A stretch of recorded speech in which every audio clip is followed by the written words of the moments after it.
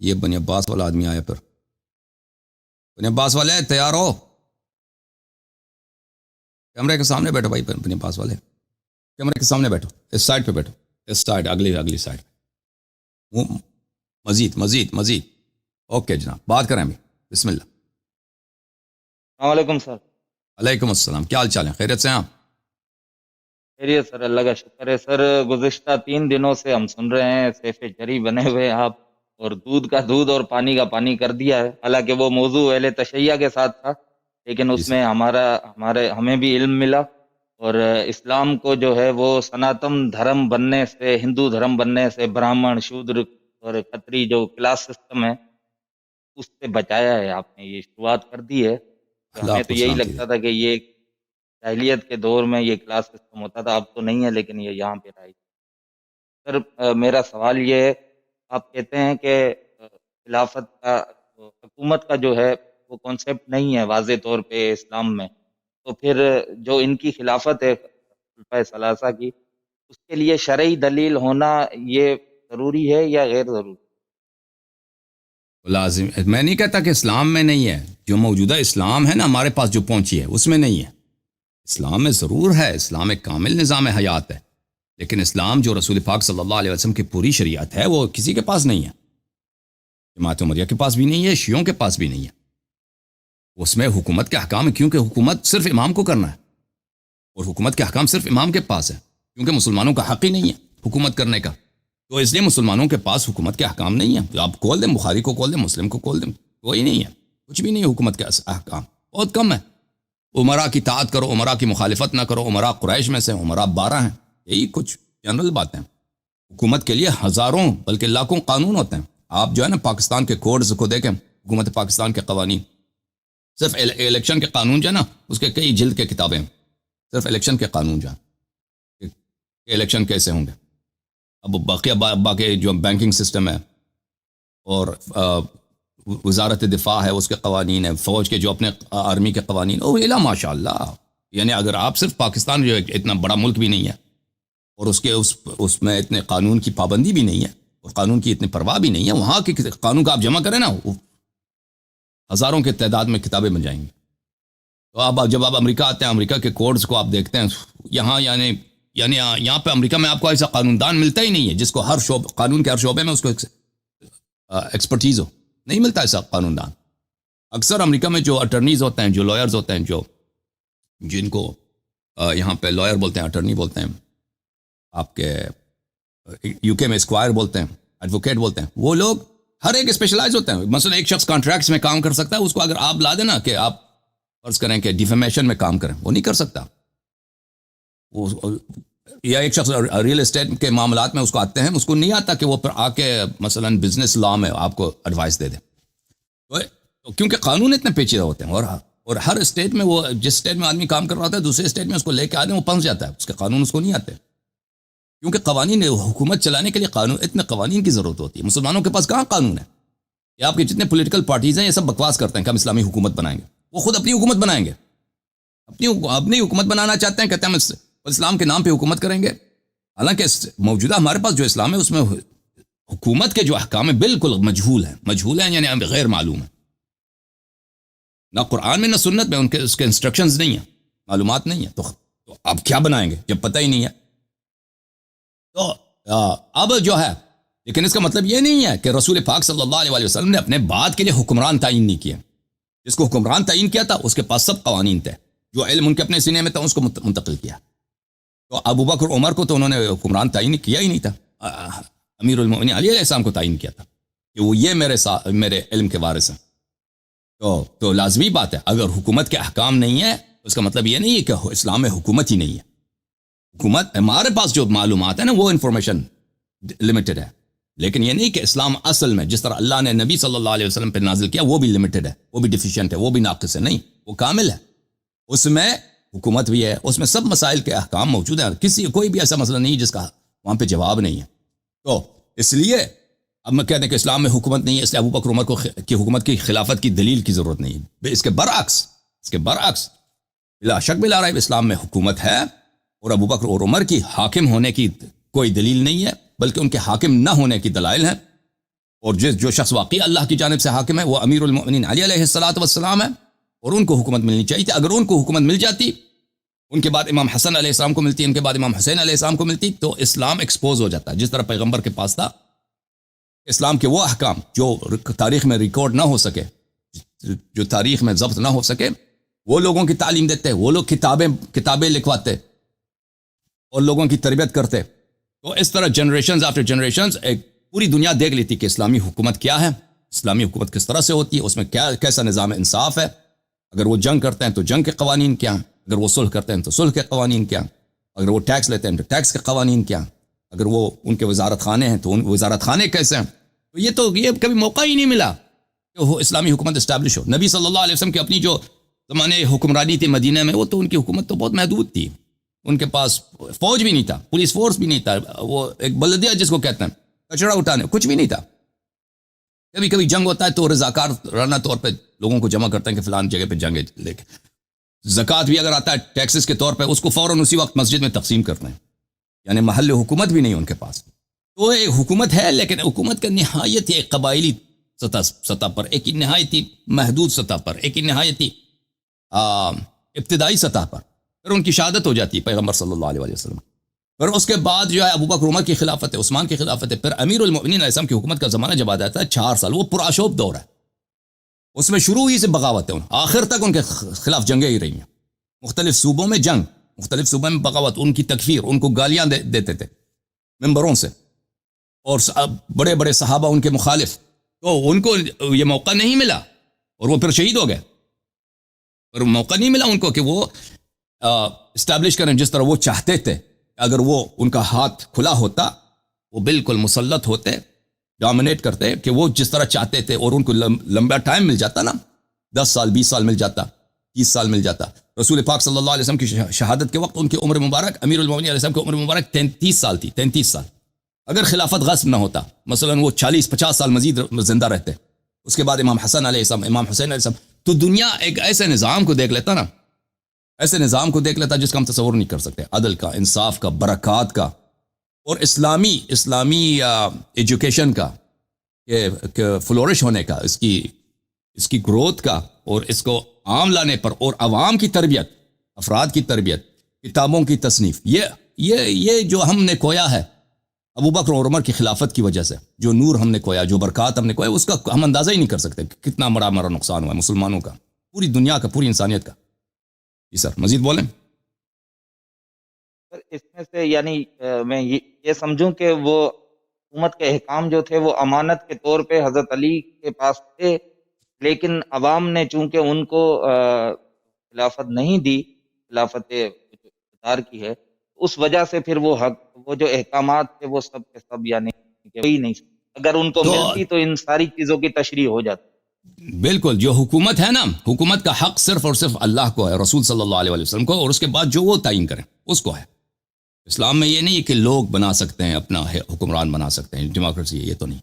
اللہ نے جس کو بنایا وہ اہل بیت علیہم السلام ہے، تو لوگوں کو یہ جاننے کی ضرورت ہی نہیں ہے، یعنی جب ان کا کام ہی نہیں ہے حکومت کرنا، تو وہ جو حاکم شرعی ہوگا وہی اس کے پاس احکام ہونے چاہیے، اور رسول اللہ صلی اللہ علیہ وسلم نے اس کا بندوبست کیا تھا۔ مسلمانوں نے تو پشت پھیر لی نا نبی صلی اللہ علیہ وسلم کے اہل بیت پر، ان کے اوصیاء پر، اپنا پشت کر دیا، اور ظالمین کی طرف، ظالمین نے بھی ان کو بہکا دیا کہ ہماری طاعت کرو، اور ظالمین بھی، وہاں پہ فتوحات کا زمانہ تھا، بہت مال غنی، یہ عرب تو بہت فقیر لوگ تھے اسلام سے پہلے، اور نبی صلی اللہ علیہ وسلم کے زمانے میں بہت فقر بہت عام چیز تھی۔ یہ کھانے میں ان کا کھانا بھی وہ کوئی ایسا کھانا تھا کہ ہم اس کا سوچ بھی نہیں سکتے کتنا یہ سادہ، ہمیشہ بھوکا رہتے تھے لوگ، چپکلی تو یہ کھاتے تھے۔ تو پھر یہ جب فتوحات بڑھ گئی، مختلف جگہوں سے بڑے بڑے پیسے آنے لگے، سونے جو ہے وہ اونٹوں پر، اونٹ پر سونا جو ہے، سونے کے خشت وغیرہ، یہ سونے کے اینٹیں، یہ لوڈ کر کے یہ مدینہ لے کے آتے تھے، اور وہاں سے بہترین خوبصورت عورتیں دور دراز علاقوں سے، ایران سے، آذربائیجان سے، ارمنستان سے، آپ کے موجودہ دور کا جو ترکی ہے اس علاقے سے، مصر سے، وہاں سے غلام، طرح طرح کے غلام، جن کو اچھی کتابت آتی ہے، کسی کو کھانا پکانا آتا ہے، کسی کو بہت زبردست قسم کا کپڑا سینا آتا ہے، تو ان لوگوں، یہ لوگ تو ایران رہ گئے تھے نا، تو پھر اہل بیت علیہ السلام کو کیا پیچھا کرنا تھا، ان کو تو ایسی چیزیں مل گئی تھی، ان کا لاٹری ٹکٹ نکل آیا تھا، تو وہ اس میں اسی میں ایک دو صدیاں گزر گئی اسی باتوں میں. حکمران جو ہے عوام کو ان کو آتا ہے کہ عوام کو کیسے بہکایا جائے, خوش رکھا جائے, ان کو عطا کرو, کچھ دے دو, لونڈی دے دو وغیرہ, وہاں سے باہر سے لا کے لڑکیاں ان کے لے کے دے دو, پیسے دے دو کچھ, اور لوگوں کو بھی یہی چاہیے تھا, لوگ بھی خوش ہو گئے. تو ایک دو صدیاں اسی میں گزر گئی. تو اس زمانے میں اگر لوگ اہل بیت علیہ السلام کے پاس آتے کہ ہم نے آپ کے اتباع اسلام آپ سے سیکھنی ہے, تو بہت سارے احکام سیکھ جاتے. اور شیعوں نے یہی کیا, شیعوں نے یہی کیا اس زمانے میں, ایک اقلیت یہی کیا انہوں نے, کہ وہ خلفاء کے ساتھ نہیں تھے, بنی امیہ کے ساتھ نہیں تھی, بنی عباس کے ساتھ نہیں تھے, ابو بکر عمر کے ساتھ نہیں تھے, اہل بیت علیہ السلام کے ساتھ رہے. اور الحمدللہ ان لوگوں نے بہت ساری کتابیں لکھی, بہت سارا انفارمیشن جو شیعوں سے مرتبط ہے. امامت ہمارا کام نہیں ہے, امامت کے کیا احکام ہیں, امام کیسا مثلا پورا حکومت چلائے گا, یہ انہوں نے نہیں بتایا ہمیں, کیونکہ ہم امام ہیں ہی نہیں, ٹھیک ہے نا. وہ امامت کے قوانین کیا ہیں, حکومت کے قوانین کیا ہیں, لیکن دوسرے احکام انہوں نے بتا دیا. قرآن کی تفسیر, عقائد حقہ, سنن, اعمال, اخلاق, الحمدللہ ہمارے پاس بڑا ذخیرہ ہے الحمدللہ شیعوں کے پاس. جی بھائی. دوسرا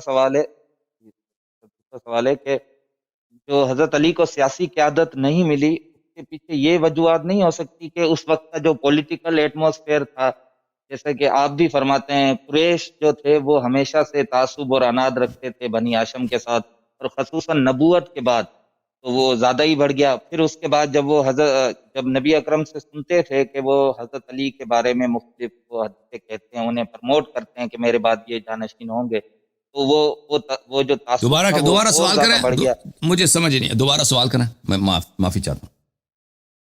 جی سر, سوال کی ابھی جہت ہی بیان کر رہا ہوں.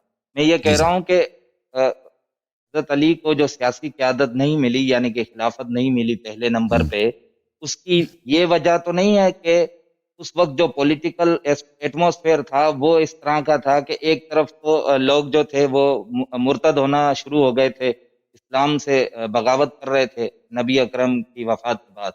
پھر دوسرا یہ کہ جو قریش تھے, جو اسٹیک ہولڈر تھے بڑے وہاں کے, وہ بنی ہاشم سے تعصب اور عناد رکھتے تھے شروع سے. نبوت کے بعد بھی وہ تعصب رکھتے تھے, اور پھر جب وہ دیکھتے تھے کہ حضرت علی کو نبی اکرم ہر جگہ پرموٹ کرتے ہیں جانشینی کے لیے, تو اس سے ان کا تعصب اور عناد مزید بڑھ گیا.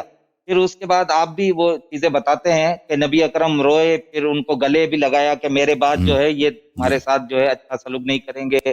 حضرت عباس نے نبی اکرم سے شکایت کی قریش کی کہ وہ ہمیں آپس میں اندھا پیشانی سے ملتے ہیں, جبکہ ہمارے ساتھ جو ہے وہ اچھا برتاؤ نہیں کرتے. پھر اس کے بعد جو ہے وہ مختلف اس طرح قریش کے بارے میں جو بھی آئی ہیں. پھر ایک مقالہ بھی ملتا ہے حضرت عمر کا, سر آخر بس میں جلدی سے سوال کر رہا ہوں. حضرت عمر کا ایک مقالہ بھی ملتا ہے جو عبداللہ بن عباس کے ساتھ ہے, اس میں وہ کہتے ہیں کہ تم سمجھتے ہو کہ ہم لوگوں نے جو ہے وہ بنی ہاشم کو حق نہیں دیا, جبکہ ایسا نہیں ہے. یہ فیصلہ یعنی انتہائی مناسب تھا, کیونکہ اگر ہم تمہیں یہ خلافت دے دیتے, حضرت علی کو اگر ہم بنا بھی دیتے, تو یہ تمہارے حق میں نہیں تھا, کیونکہ قریش کبھی یہ نہیں چاہتا تھا. تو اس کا یہاں سے یہ ظاہر ہوتا ہے کہ جیسے حضرت علی کو چوتھے نمبر پہ خلافت ملی, تو بھی پے در پہ جنگیں اور انہیں شہید کر دیا گیا. تو گویا انہوں نے اہل بیت کو بچایا ہے اس مصیبت سے. پہلے نمبر پہ اگر وہ دے دیتے تو شاید وہ قتل عام شروع میں ہی ہو جاتا ہے, جیسے کہ آپ بھی فرماتے ہیں کہ حضرت علی تلوار نہیں اٹھاتے تھے اسی وجہ سے کہ سب کے سب اہل بیت کو ذبح کر دیتے. تو ہمیں ان کا تشکر کرنا چاہیے یا تکفیر؟ تو عرض یہ ہے کہ کہ خلافت کو ان لوگوں نے کیوں غصب کیا ہے, ٹھیک ہے نا. جو باتیں آپ نے کہی اس میں سچ ہے, اکثر باتیں جو آپ نے کہی میں اس سے اتفاق رکھتا ہوں, لیکن دیکھیں اس میں یعنی ایک تو ہے کہ قبائلی تعصبات ہیں, کہ اگر نبوت بھی بنی ہاشم کو ملا ہے, تو اگر ان کے بعد امامت بھی ان کو مل جائے, ان کے بعد پھر ان کے بیٹے کو مل جائے, تو وہ بقیہ قبائل جو ہیں یہ ہمیشہ کے لیے ان کے غلام بن جائیں گے. تو وہ اس انداز سے نہیں دیکھ رہے تھے کہ یہ اللہ کی جانب سے, وہ دیکھ رہے تھے کہ بھئی دنیائی جو تعصبات ہوتے ہیں, جو تفاخر ہوتا ہے اپنے قبیلے پہ فخر کرنا, ایک دوسرے گرانے کے ہم اس سے کمتر نہ ہوں, اس انداز سے بھی دیکھ رہے تھے. لیکن اس میں جو سب سے اہم بات ہے حب دنیا ہے میرے بھائی, حب دنیا. کہ ہر شخص کے دل میں یہ حب ہوتا ہے کہ وہ اس کے پاور زیادہ ہو, اور حکومت ایک ایسی چیز ہے کہ لیڈرشپ ایک ایسی چیز ہے کہ اس کے لیے اکثر لوگ اس کے تمنا رکھتے ہیں. اب آپ کے پاکستان میں جتنے لوگ کہتے ہیں کہ ہمیں پرائم منسٹر بنا دو، ہمیں ووٹ دے دو، یہ ان کی نیت یہ تو نہیں ہوتی کہ ہم پرائم منسٹر بن کے واقعا ہم لوگ قوم کی خدمت کریں گے. ان کو مزہ آتا ہے اس بات میں، لذت ہوتی ہے اس بات میں. آپ جب پرائم منسٹر بنتے ہیں یا صدر بنتے ہیں یا آرمی چیف بنتے ہیں تو آپ ہے اس کی بہت رسپیکٹ ہے. سب لوگ آپ کے آگے نیچے ہیں، سب ملک کے اختیارات آپ میں ہیں، اور کتنے لوگ اس کے لیے مرنے کے لیے تیار ہیں. اس کے لیے ہر طرح سے اپنی عزت سے ہاتھ اٹھاتے ہیں، اپنی دین سے ہاتھ اٹھاتے ہیں، جھوٹ بولتے ہیں، قتل کرنا پڑے تو قتل کر دیتے ہیں. کتنے پاکستان کے سیاست میں قتل ہوتے ہیں لوگ اسی سیاسی وجوہات کے بنا پر. تو یہ کہ اگر لوگ حکومت کی طرف مائل ہوں، کہ رسول اللہ صلی اللہ علیہ وسلم نے کہا کہ میرے بعد حاکم میرے بھائی امیر المؤمنین علیہ السلام ہوں گے، صحابہ یہ چاہیں کہ حکومت ہمیں ملے، تو یہ تو ایک طبیعی چیز ہے. اس میں وہ تو بہت کم ہو خدا والے لوگ ہوں گے نا کہ وہ تسلیم کریں کہ بھئی ہم ٹھیک ہے، ہم مانتے ہیں آپ نے جو فرمایا. یہ اگر یہ چیز ہو تو لازمی بات ہے کہ وہ مانیں گے. پھر جو ہے یہ لوگ، ان لوگوں کے دل میں بغض و عناد تھا امیر المؤمنین علی علیہ السلام کے لیے اور پیغمبر کے لیے صلی اللہ علیہ وآلہ وسلم کے لیے، کہ شروع سے بہت سارے لوگ مسلمان ہوئے تھے، وہ دل سے مسلمان نہیں ہوئے تھے. جیسا ابھی وہ ایک بھائی نے آیہ پڑھی ہے، ان الذین کفروا سواء علیہ انذرتهم ام لم تنذرهم لا یؤمنون، سورہ بقرہ کے ابتدا میں. جو لوگ کافر ہیں، حبیب صلی اللہ علیہ وسلم سے خطاب ہے، جو لوگ کافر ہیں ان پہ فرق نہیں پڑتا، چاہے آپ ان کی انذار کر دیں، انذار نہ کریں. انذار یعنی ان کو قیامت کا اللہ کا ڈر دے دیں یا ان کو نہ ڈرائیں. انہم لا یؤمنون، یہ کبھی ایمان نہیں لائیں گے، یہ کبھی ایمان نہیں لائیں. یہ آیت تو ایک ماحول میں نازل ہوئی ہے، پیغمبر صلی اللہ علیہ وسلم نے اس کی تلاوت کیا، ٹھیک ہے نا. اس زمانے میں جو کافر تھے پیغمبر نے فرمایا کہ کبھی ایمان نہیں لائیں گے، اور یہ اس کافر سب مسلمان ہوئے، صحابی بنے. ہم تو جانتے ہیں کہ یہ سب مسلمان ہوئے، صحابی بنے. اللہ نے قرآن نے کہا کہ کبھی آپ کے انذار کا ان کا اثر نہیں ہوگا، ٹھیک ہے نا. تو اس کا پتہ چلے یہ مسلمان تو ہوئے لیکن مومن نہیں ہوئے، یہ دل و جان سے ایمان لائے. ان کو رسول پاک صلی اللہ علیہ وسلم کے وعدوں پر اور وعیدوں پر ان پہ یقین نہیں تھا. یہ اور وجوہات کی بنا پر مسلمان ہوئے تھے. اور قریش، پوری قریش یہی تھی. قریش آخر تک، قریش جو ایلیٹ قبیلہ تھا، پیغمبر کا اپنا قبیلہ تھا صلی اللہ علیہ وسلم. اور عرب میں سب سے اہم قبیلہ وہی تھا.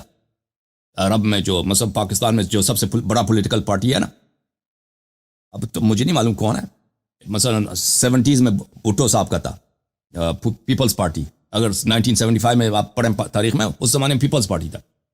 تو سمجھیں کہ وہ جیسے 1975 میں پیپلز پارٹی پاکستان کی سب سے بڑی پارٹی تھی، اسی طرح قریش جو تھے سب سے پر اثر رسوخ، سب سے جن کا سیاسی لحاظ سے قیادت کا پورے عرب میں وہ قیادت کرتے تھے، قریش تھے. اور قریش آخر تک پیغمبر سے لڑے، اور جب بالکل ان کے پاس کوئی راستہ نہیں تھا، پھر انہوں نے کہا لا الہ الا اللہ محمد رسول اللہ، اپنی جان بچانے کے لیے صلی اللہ علیہ وسلم. اللہ وہ قتل ہو جاتے فتح مکہ کے بعد.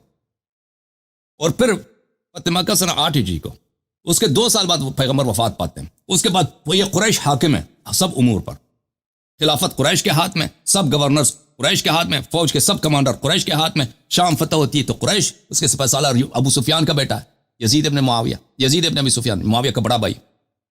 اور سب جگہ پہ قریش ہیں. وہی لوگ جو زبردستی مسلمان ہوئے ہیں. تو یہ لوگ جو زبردستی مسلمان ہوئے، ان کو تو پیغمبر سے پیار نہیں تھا، یہ تو زبردستی مسلمان ہوئے تھے، اور یہ کفر کا اعلان نہیں کر سکتے تھے کہ بھئی ہم کافر ہیں، کیونکہ وہ ان کے سیاسی مصلحت میں نہیں تھی، حکومت ان کے ہاتھ سے نکل جاتی. تو یہ لوگ اگر پیغمبر سے ان کو پیار نہیں تھا تو امیر المؤمنین علیہ السلام سے کیسے پیار ہو سکتا ہے، کیسے محبت. تو اس زمانے میں سیاسی مہرے اس طرح رکھے گئے کیونکہ امیر المؤمنین علیہ السلام جوان ہے، 33 سال ہے، ابو بکر بڈھا ہے 60 سال سے عمر، وہ تو مر جائے گا، اس کو سب کو پتہ ہے. عمر بھی بوڑھا ہے، وہ مر جائے گا. علی علیہ السلام کو کبھی حکومت نہ ملے، کبھی بھی حکومت نہ ملے. تو اس طرح مہرے رکھے گئے. اس میں سب سے بڑا جو مہرہ تھا معاویہ کا مہرہ تھا. پورے عالم اسلام میں سب سے جو پاورفل صوبہ ہے وہ معاویہ کو دیا گیا، اور سب صوبوں کے جو گورنر تھے وہ ہر عمر جو ہے عثمان 1 مہینے کے بعد، 1 سال کے بعد، 2 سال کے بعد ان کو عزل کرتے تھے، چینج کرتے تھے.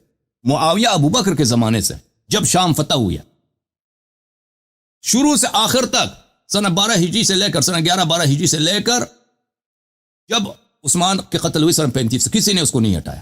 وہ ایک وجہ ہے بھی کیونکہ ان کا آپس میں انڈرسٹینڈنگ تھی کہ اس کو رکھنا ہے، کیونکہ ان کو پتہ ہے کہ یہ خاندان ایسا خاندان ہے کہ ان کا اور بنی ہاشم کے درمیان جو خون ہے نا. ابو سفیان تو کیا اپوزیشن لیڈر تھا بھائی پیغمبر کا. ابو سفیان رسول صلی اللہ علیہ وآلہ وسلم کا جو حزب اختلاف جس نے آخر تک لڑا ہے اور ہر جنگ میں اس نے قیادت کی ہے کفار کی، ہر جنگ میں، غزوہ احزاب میں، غزوہ خندق میں اس نے پورے عرب کو اکٹھا کیا. یہ کوئی چھوٹی بات نہیں ہے. پورے عرب کو اس نے اکٹھا کیا ہے کہ آج ہم جا کے خاتمہ کر دیں گے، ختم بات ہے. مسلمان آج یہودیوں کو بھی اپنے ساتھ ملایا. پیغمبر صلی اللہ علیہ وسلم مدینے میں محاصرہ، ان کو خندق کودنا پڑتا ہے مدینے کے ارد گرد، اور یہ 10,000 کا لشکر لے کے آتے ہیں، سب وحشی. کم آئے ہیں کہ ان کے مردوں کو قتل کریں، ان کے عورتوں کو اٹھا کے لے کے جائیں، پیغمبر کو بھی شہید کر دیں. تو اس زمانے میں بہت سارے روایت میں ملتا ہے کہ بہت سارے صحابہ، وہ قرآن کی آیت سورہ احزاب کے ابتدا میں پڑھیں، وہ بلغت القلوب الحناجر، صحابہ اتنے ڈرے ہوئے تھے کہ ان کے دل یہاں پہنچ گئے تھے. قرآن کہہ رہا ہے آپ کے قلوب، دل یہاں پہنچ گئے تھے اور آپ کے ایمان میں شک ہو گیا تھا. یہ قرآن کی آیت ہے. وَزِلْزِلُوا زِلْزَالًا شَدِيدًا، ان کے ایمان ڈگمگائے تھے. روایت میں ملتا ہے کہ بعض لوگوں نے اپنے گھروں میں جا کے بت بنائے تھے، کیونکہ ابھی جب ان کو یقین ہو گیا تھا اتنی بڑی لشکر ان کو شکست نہیں ہوگی، یہ آ جائیں گے مدینہ آ جائیں گے تو پھر ہم ان کو بت دکھائیں گے، اپنے بت دکھائیں گے کہ بھئی ہمیں قتل نہ، ہم آپ کے دین پر ہیں. تو یہ ابو سفیان تھا، یہ ابو سفیان اس کو شام کی گورنرشپ ملی ہے، یہ ابو سفیان زندہ تھا، اس کے بیٹے یزید کو شام کا گورنر بنا دیا. وہ یزید جو ہے وہ اس کو طاعون میں مر گیا، مرض آیا، بیماری ہوئی، عمر اس کے بعد معاویہ. اور ان لوگوں نے خوب قدم جمع، اسی لیے کہ یہ خاندان جو ہے اپوزیشن لیڈر ہے، یہ خاندان، ان کو پتہ ہے یہ لوگ بیوقوف تو نہیں ہے، خلیفہ بیوقوف تو نہیں، چالاک ہے، وہ جانتا ہے بخوبی کہ ابو سفیان کون ہے. آپ اتنے بڑے صوبے کو پیغمبر صلی اللہ علیہ وسلم کے خونی دشمن کو کیسے دے رہے ہیں؟ بھئی اتنے صحابہ اور بھی ہیں نا، اتنے اور بھی صحابہ ہیں، بھئی طلحہ ہے، زبیر ہیں، وہ شروع سے پیغمبر کے ساتھ تھے. سعد بن وقاص ہے، مکہ میں شروع سے مسلمان ہوا، چلیں وہ شیعہ بھی نہیں ہے، سعد بن وقاص، اس کو دے دیتے نا. اس کے بہادری میں شک نہیں ہے، وہ بہادر آدمی ہے، اس کے صحابی ہونے میں شک نہیں ہے. آپ اس شخص کو کیوں دے رہے ہیں جو کئی ہر جنگ میں وہ اپوزیشن لیڈر ہوا ہے، اور آخر میں اس نے زبردستی کلمہ پڑھا ہے ابو سفیان نے. طلقاء میں سے فتح مکہ کے وقت کلمہ نہ پڑھتا قتل ہو جاتا.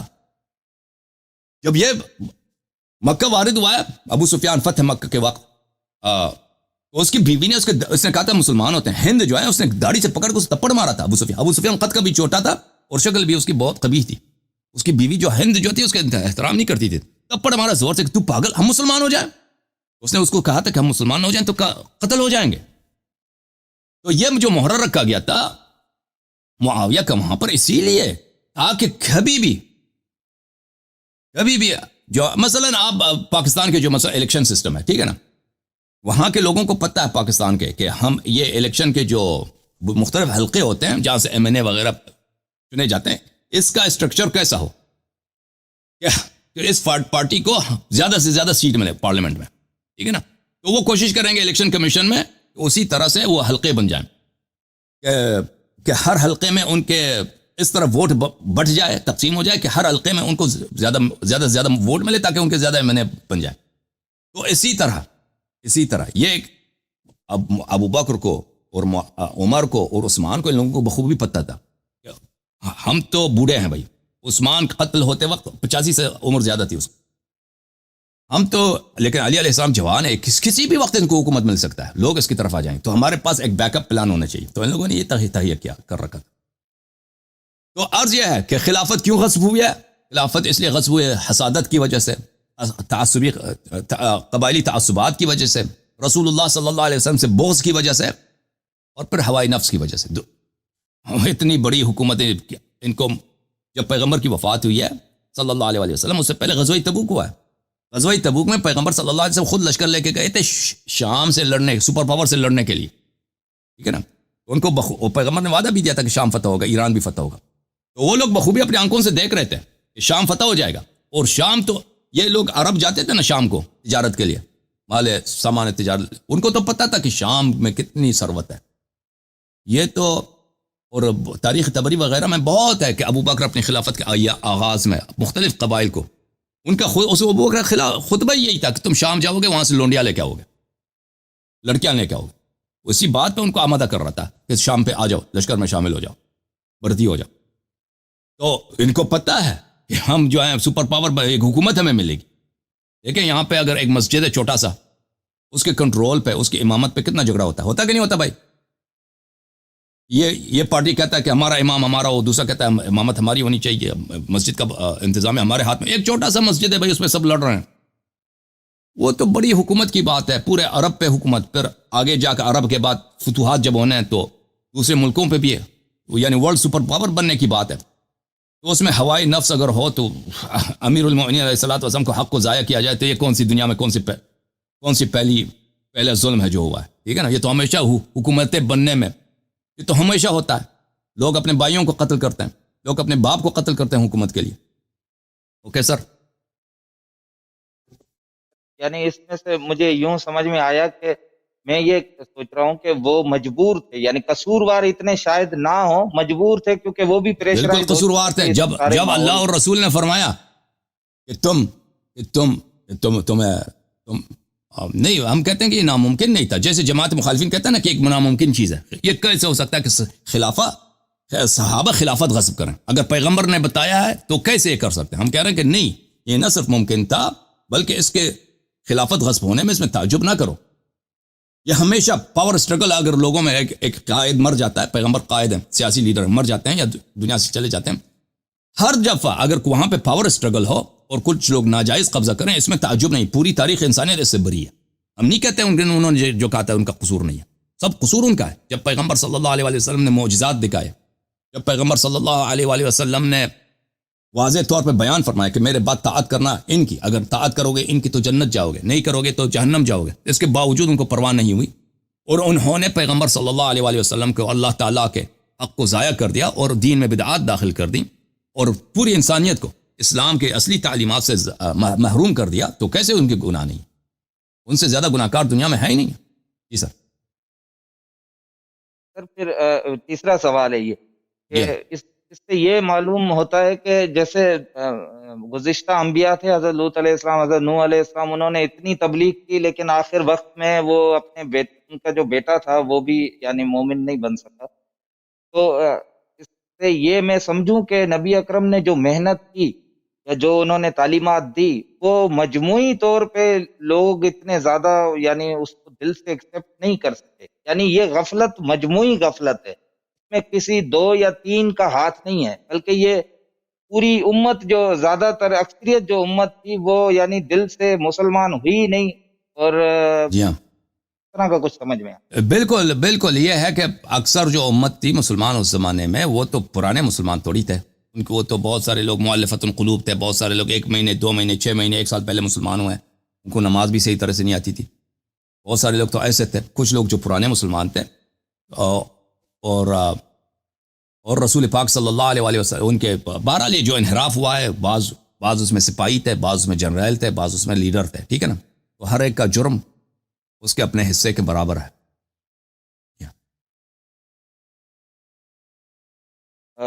سر تو پھر اس کے بعد سر حضرت علی اور دیگر ائمہ، اور یہ حدیث بھی آتی ہے، روایت بھی ہے شاید، کہ نبی اکرم نے فرمایا کہ 30 سال تک میرے طرز کی حکومت رہے گی، اس نہیں، کے یہ نہیں بعد جو ہے وہ یہ نہیں ہے یہ نہیں ہے حدیث. سر؟ وہ مخالفین کی حدیث ہے، وہ ہم پہ حجت نہیں ہے. وہ حدیث یہ ہے کہ میرے بعد 30 سال خلافت ہوگی، اس کے بعد ملوکیت ہوگی. ٹھیک ہے نا. اس کے بعد بادشاہت ہوگی. میرے 30 سال میرے بعد، اور امیر المؤمنین علیہ السلام پیغمبر کے بعد صرف 30 سال زندہ رہے. اگر یہ حدیث بھی ہے تو نا، تو اس کا مطلب یہ ہے کہ 33 سال عمر تھی امیر المؤمنین علیہ السلام کے، پیغمبر صلی اللہ علیہ وسلم کے شہادت کے وقت، اپنے شہادت کے وقت ان کی عمر 63 سال تھی. 30 سال زندہ رہے. ان کا جو پہلا خلیفہ تھا بلا واسطہ ان کے خلاف خلیفہ تھے، ان کے بعد 30 سال زندہ رہے. اس کے بعد جو ہے معاویہ کی حکومت. اگر یہ ہمارے پاس یہ حدیث صحیح نہیں ہے، اور اگر یہ حدیث صحیح ہے تو اس کا معنی یہی ہوگا. پیغمبر نے نہیں فرمایا کہ میرے بعد جو ہے میرے طرز کی حکومت 30 سال تک ہو. یہ نہیں ہے، بالکل نہیں. میرے بعد 30 سال تک خلافت ہے، اس کے بعد ملوکیت ہے. خلافت عربی زبان میں حکومت کو نہیں کہتے، خلافت کہتے ہیں جانشین کو. خلیفت جانشین. میرے بعد میرا جانشین 30 سال تک ہے، اس کے بعد بادشاہی. ٹھیک ہے نا.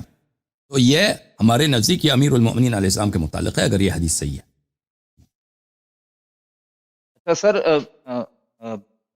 یہ دیکھا میں نے کہ ائمہ علیہ السلام نے اس کے بعد جو ہے وہ ان خلافتوں کے بعد انقلاب کیوں نہیں لائے کسی بھی موقع پہ؟ یعنی جب ماحول سازگار تھا اس وقت بھی وہ آگے نہیں بڑھے ہیں، جیسے کہ کبھی مختار ماحول سبزی کو سازگار نہیں اگر تھا، حکومت بنانے کا کبھی بھی ماحول سازگار نہیں تھا، کبھی بھی ماحول سازگار نہیں تھا۔ سوال تو کر آپ لوں اگر پھر بنی امیہ کے مکمل امپائر کر کو لوں۔ دیکھیں، بنی امیہ کے امپائر نارتھ افریقہ سے لے کر کہاں تک ہے، سینٹرل ایشیا تک، ٹھیک ہے نا، ان کے ہزاروں کے تعداد میں، لاکھوں کے تعداد میں فوج ہے، ملینز کے تعداد میں فوج ہے۔ اس کے بعد بنی عباس کی حکومت ہے، وہ مراکش سے لے کر مغرب سے لے کر چائنا تک ان کی حکومت ہے، ٹھیک ہے نا۔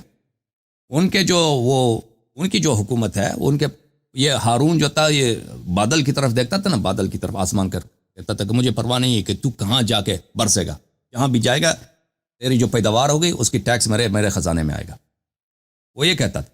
تو یہ لوگوں کا، یہ لوگ ایسے لوگ تھے، یہ حکومتیں، کہ ان سے دنیا میں ان کا کوئی مقابلہ نہیں تھا۔ اس وقت یورپ میں بھی دیکھیں اس طرح پاور نہیں تھا کہ ان کا مقابلہ کر سکے۔ اس زمانے میں اگر آپ دیکھیں کہ یورپ میں جو حکومتیں تھے، اس طرح نہیں تھے کہ ان جیسا پاورفل ہو، یا ایشیا میں کوئی ایسا پاورفل حکومت ہو ان جیسا۔ یہ ایسے بڑی بڑی امپائر ہیں اب اس زمانے میں، اس جیسے امپائرز دنیا میں بنے ہیں، لیکن یہ مختلف وقتوں میں بنے، اس زمانے میں اس طرح نہیں تھا۔ تو ان کی جو حکومت ہے وہ 1 لاکھ کی، ان کی فوج 1 لاکھ 2 لاکھ 3 لاکھ کی تو نہیں ہے، ملینز کے حساب سے فوج ہے۔ پھر فوج کے علاوہ جتنے علماء ہیں ان کے ساتھ، اگر ان کو ضرورت پڑے نا جہاد کرانے کی، خلفاء کو جہاد کرانا ان کے لیے پانی پینے کی طرح ہے۔ مولوی کس چیز کا نام ہے؟ پیسے کا نام ہے۔ مولوی کو پیسہ دے دو، وہ آپ کے نفع میں خطبہ دے گا اور جہاد کو واجب کرے گا، اور آپ کے مخالف کو کافر ٹھہرائے گا، ہے کہ نہیں بھائی؟ ہے کہ نہیں؟ اور بھائی علماء کو اگر آپ پیسہ دے، درباری علماء شروع سے ہی کہتے تھے، ان کا فتویٰ یہی، بخاری مسلم برابر پڑا ہے کہ خلیفہ اگر فاسق بھی ہے پھر بھی آپ کو اس پہ خروج کرنا حرام ہے، ٹھیک ہے نا۔ جب مسلمانوں کا یہ عقیدہ ہے سب مساجد میں یہ کہ خلیفہ اگر فاسق ہے، فاجر ہے، پھر آپ کو حق لیتا بھی ہے، پھر بھی آپ کی اس کی طاعت آپ پہ واجب ہے۔ تو جب یہ حالت ہے مسلمانوں کی، اور اکثر مسلمان آپ کو مانتے بھی نہیں ہیں، ٹھیک ہے نا، اور اکثر مسلمان یہ نہیں کہتے کہ ابو بکر عمر غاصب تھے، 99% یہ کہتے ہیں کہ ابو بکر عمر وہ پیغمبر سے بھی زیادہ مقدس تھے، وہ تو نبی کی طرح ان کی تعظیم کرتے تھے اس زمانے میں، اب بھی کرتے ہیں۔ تو اس حالت کب سے استوار بنا کہ وہ انقلاب کر سکتے تھے، انہوں نے انقلاب نہیں کیا۔ اگر وہ کرتے نا، کیا ہوتا؟ وہی کربلا میں جو پیش آیا، وہی بار بار پیش آتا، بار بار پیش آیا۔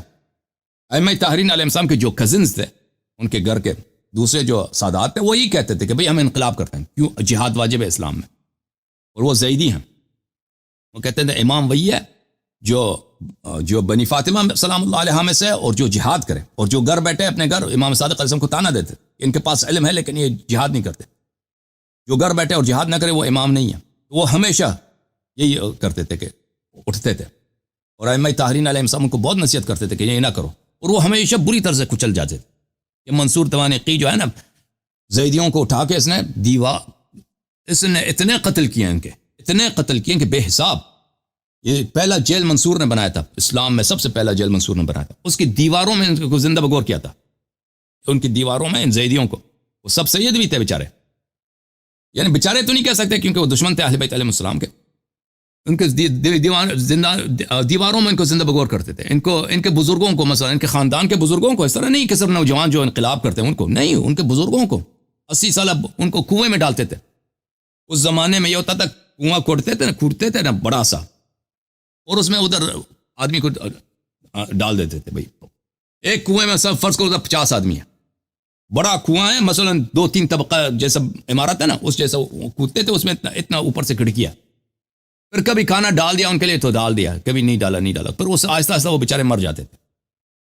یا یہ ہوتا تھا کہ بھئی ان کو کسی جیل میں ڈال دیا، پھر ایک عرصے کے بعد کسی 1-2 سپاہی کو بھیج دو کہ ان کا سر قلم کر دو، پھر 1-2 آدمی جاتے تھے تلوار لے کے، سب کا سر قلم کرتے تھے۔ تو اس طرح نہیں ہے کہ آپ کہتے ہیں کہ حالات مساعد تھے، نہیں، حالات مساعد نہیں تھے، اور خلفاء کو بخوبی پتہ تھا ائمہ اہل بیت علیہ السلام کے عقائد کا، کہ یہاں انہیں آپ کو خلیفہ سمجھتے ہیں برحق، اور وہ اس بات کے منتظر رہتے تھے کہ ان کی طرف سے کوئی حرکت ہو ہم ان کو کچل دیں، بلکہ وہ یہ انتظار میں رہتے تھے کہ ان کے اگر یہ حرکت نہ بھی کریں نا، ان کی پاپولیرٹی بڑھ نہ جائے، کیونکہ یہ لوگ کتنے صاحب علم ہیں، صاحب کرامات ہیں، صاحب معجزات ہیں، ان کے اخلاق کے لوگ گرویدہ ہو جاتے ہیں، ان کی عبادت کو دیکھ کر لوگ شیعہ بن جاتے ہیں۔ واقعاً یہی تھا، ائمہ اطہار علیہ الصلوۃ والسلام کے علم اور اخلاق دیکھ کر، یعنی جماعت مخالفین کے لوگ آپ کتب کھول دیں، سب نے تعریف کیا، نہایت تعریف کیا ان کے علم کی، اخلاق کی، کہ یہ ہر لحاظ سے نہایت بلند درجے پر تھے. تو یہ لوگ، لازمی بات ہے، جو لوگ جوشیہ بھی نہیں تھے نا، اگر ان لوگ ان کو پہچان لیں تو بہت سارے لوگ ان کے گرویدہ ہو جائیں گے. تو اسی لیے کبھی ان کو جیل میں ڈال دو اور کبھی ان کو تبعید کرو، ایگزائل میں بھیج دو، جلا وطن کر دو، اور بہت دفعہ بلا وجہ ان کو شہید کیا جاتا تھا، بلا وجہ. حضرت امام موسیٰ کاظم علیہ السلام بلا وجہ، امام جعفر صادق علیہ السلام بلا، انہوں نے کبھی یہ کوشش نہیں کی تھی کہ بغاوت کریں، لیکن وہ حکومت کو پتا تھا کہ اب جو ہے ان کی اثر رسوخ بڑھ رہی ہے، ان کا صفایا کیا جائے. تو یہ کہنا کہ ان کے لیے آلات مساعد تھے، کبھی مساعد نہیں تھے ائمہ اہل بیت علیہ السلام کے. وہ ہمیں ان کے فالوورز کی تعداد نہایت کم تھی ہمیشہ، اور ہر شہر میں یہ لوگ کم تھے. اس طرح نہیں کہ ان کے پاس ایک اکثریتی علاقہ بھی ہو، ہر شہر میں اقلیت میں، اور ہر شہر میں ہر لحاظ سے یہ بیچارے نہایت جو پائن طبقہ ہوتا ہے معاشرے کا، لوور کاسٹ ہوتا ہے، یہ شیعہ ہوتے تھے. اگر یہ لوگ مثلا کوئی کیس ہوتا نا ان کا، کسی نے باغ وغیرہ پہ قبضہ کیا ہے، کسی عورت کا مسئلہ، نکاح کا مسئلہ ہے، تو کبھی ان کی شہادت قبول نہیں ہوتی تھی. اگر یہ جا کے کورٹ میں ٹیسٹیمونی دیتے نا، کہتے یہ شیعہ ہے، اس کی شہادت قبول نہیں کرتے تھے لوگ کورٹس میں. اور کاروبار وغیرہ میں اگر کوئی ان کا حق کہا جاتا تھا تو حکومت کے پاس جاؤ کہ بھئی یہ میرا حق ہے، قبول نہیں کرتے تھے، کہتے شیعہ ہے، اٹھا لو، یہ رافضی اچھا کیس کا مال اٹھا دیا. ان کی تو ہر لحاظ ان کو ہر جگہ پہ، جیسے بھی پاکستان میں کہ بھئی قانونی لحاظ سے تو پاکستان میں خیر اتنا نہیں ہے، لیکن معاشرتی طور پر کہ یہ کافر ہیں، یہ مشرک ہے، اس زمانے میں اس سے 100 گنا زیادہ تھا. تو ایسے حالت میں کہاں ہو سکتا ہے کہ وہ قیام کریں؟ ٹھیک ہے نا. جیسے نبی صلی اللہ علیہ وسلم مکے میں تھے پہلے اپنے بعثت کے پہلے 4-5 سال میں، مثلا 4-5 آدمی ان کے ساتھ ہیں. اب نبی صلی اللہ علیہ وسلم کوئی سوچ سکتا ہے اس زمانے میں مکے والے مثلا ہزاروں کی تعداد میں ان کے پاس نوجوان مسلح ہیں مکے والوں کے پاس، یہ جو ہے مثلا آ کے ان کے خلاف انقلاب کریں، پیغمبر انقلاب کریں؟ نہیں ہو سکتا. آپ کے پاس 5 آدمی 10 آدمی ہیں، ان کے پاس ہزاروں کی تعداد میں، اور باہر کے قبائل 10,000 کی تعداد میں لوگ ہیں. آپ ان کے خداؤں کو توڑ دیں نا کعبے میں، وہ اسی دن آپ کو ذبح کر دیں گے، اسی دن، رات آپ نہیں دیکھیں گے، آپ کو ذبح ہو جائیں گے. ٹھیک ہے نا. تو ائمہ اطہار علیہ السلام کی حالت یہ تھی اس زمانے میں. جی سر. لیکن سر چند 2-3 موقع ایسے ملے ہیں جو انہوں نے اس سے پھر علیحدگی کی ہے، جیسے ابو مسلم خراسانی اور ابو سلمہ کی طرف سے یہ ابو مسلم شیعہ توڑی تھا، ابو مسلم شیعہ نہیں تھا، ابو مسلم وہ بنی عباس کا آدمی تھا، وہ بنی عباس کے ساتھ بیعت کر چکا تھا. انہوں نے بیعت کیا تھا کن کے ساتھ؟ زیدیہ کے ساتھ، زیدی امام کے ساتھ. تو وہ بیچ میں آ کر وہ اپنا جو ہے چینج کرنا چاہتا تھا، اپنی وفاداری چینج کرنا چاہتا تھا بنی عباس سے حضرت امام جعفر صادق علیہ السلام. شاید اس کے پاس کوئی چال وغیرہ تھا، یہ کوئی بات بھی نہیں ہے کہ واقعاً وہ مخلص تھا اس بات میں. اس نے خط بھیجا امام جعفر صادق علیہ السلام کو کہ میں آپ کے ساتھ ہونا چاہتا ہوں. امام جعفر صادق علیہ السلام نے فرمایا کہ اس کے خط کو جلاؤ، اس کا جواب یہی ہے. امام جعفر صادق علیہ السلام کو پتا تھا کہ یہ سچا آدمی نہیں ہے، اور اس کے دعوے، اس کے میرے ساتھ ہونے میں میرا ضرر ہے، میرا فائدہ نہیں ہے. اور الٹا جو ہے الٹا اس کا وہ خود جانتے ہیں، حالات ہمیں اچھی طرح سے نہیں معلوم. اس وقت بنی امیہ کا حکومت تھا، اب بنی امیہ کے خلاف انقلاب ہو رہا ہے، تحریک چل رہی ہے بنی عباس کی.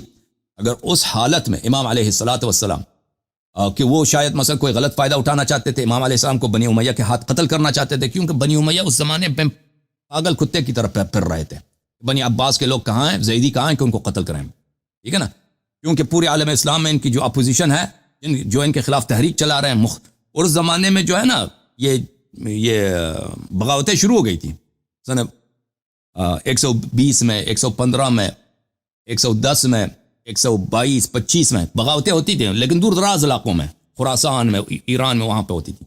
وہاں پہ جھڑپیں ہوتی تھیں ان کے درمیان. کبھی بنی امیہ کو شکست ہوتی تھی اور کبھی زیدیوں کو، کیونکہ بنی عباس شروع میں تو زیدی تھے، ان کو شکست ہوتی تھی آپس میں کبھی. تو اس وقت امام علیہ السلام کو بخوبی پتہ ہے کہ اب اس کا آدمی کا خط آیا. وہ کبھی ابو مسلم کبھی مخلص شیعہ نہیں تھا. امام علیہ السلام کو بخوبی، وہ تاریخ میں نہیں ہے ہمارے پاس کہ کیوں امام علیہ السلام نے ٹکرا دیا، لیکن امام علیہ السلام کو پتہ ہے یہ جو ہے یہ میرے منفعت، اس کا جواب یہی کہ اس کے خط کو جلایا جائے.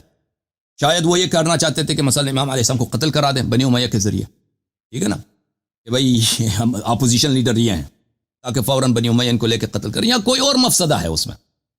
تو امام علیہ السلام نے فرمایا کہ ان کا جواب یہ ہے، اور فرمایا کہ ہمارا قیام نہیں ہوگا، ہمارے لیے، ہمارے خاندان کے لیے قیام کا اور خروج کا اور انقلاب کا موقع کبھی نہیں آئے گا جب تک امام مہدی علیہ السلام آ جائیں، اور جو بھی قیام کرے گا، خروج کرے گا، اس کا جو ہے ہمارے اس کے مصائب آئیں گے ہم پر، اس کا فائدہ نہیں ہوگا۔ ائمہ طاہرین علیہ السلام نے ہمیشہ فرمایا کہ ہمارے خاندان کا جو بھی آدمی قیام کرے گا، خروج کرے گا حاکم وقت کے سامنے، وہ کبھی کامیاب نہیں ہوگا، اور اس کی مثال اس پرندے، اس جوزے کی طرح ہے۔ جوزہ ہے نا پرندے کا، جو وقت سے پہلے آشیانہ سے اڑنے کی کوشش کرتا ہے، اور اڑنے کی کوشش اڑ نہیں سکتا، وہ زمین پہ گر جاتا ہے، آشیانہ سے زمین پہ گلی میں گر جاتا ہے، بچے اس کو اٹھاتے ہیں، اس کے ساتھ کھیلتے ہیں۔ یہ حضرت امام زین العابدین علیہ السلام کی صحیح حدیث ہے، کتاب صحیفہ سجادہ کے ابتدا میں، کہ ہمارے خاندان سے جو بھی خروج کرے گا امام مہدی علیہ السلام کے قیام سے پہلے، اس کی مثال اس طرح ہوگی۔ تو اس طرح ائمہ طاہرین علیہم الصلاۃ والسلام وہ اپنے حالات کو بخوبی جانتے تھے، ان کے لیے کبھی حالات بھی مساعد نہیں ہوئے قیام کے، اور انہوں نے خود بھی فرمایا کہ امام مہدی علیہ الصلاۃ والسلام کے آنے سے پہلے یہ ائمہ اثنی عشر کے لیے، 12 اماموں کے لیے سلام اللہ علیہم کے لیے کبھی ان میں سے کوئی قیام نہیں کرے گا، اور ان کے لیے موقع بھی نہیں آئے گا قیام کرنے کا۔ جہاں تک امام حسین علیہ السلام کا تعلق ہے، آپ خود لوگ بخوبی جانتے ہیں ان کا قیام ہی نہیں تھا، انہوں نے خروج نہیں کیا تھا۔ جی ہاں، ان کو وہ قتل ہو جاتے، ان کے لیے نہ مدینہ میں رہنا ممکن تھا، نہ مکہ میں رہنا ممکن تھا، اور صرف کوفے والے نے ان کو دعوت دی تھی، پھر وہ جو ہوا تو آپ کو پتہ ہے۔ جی سر۔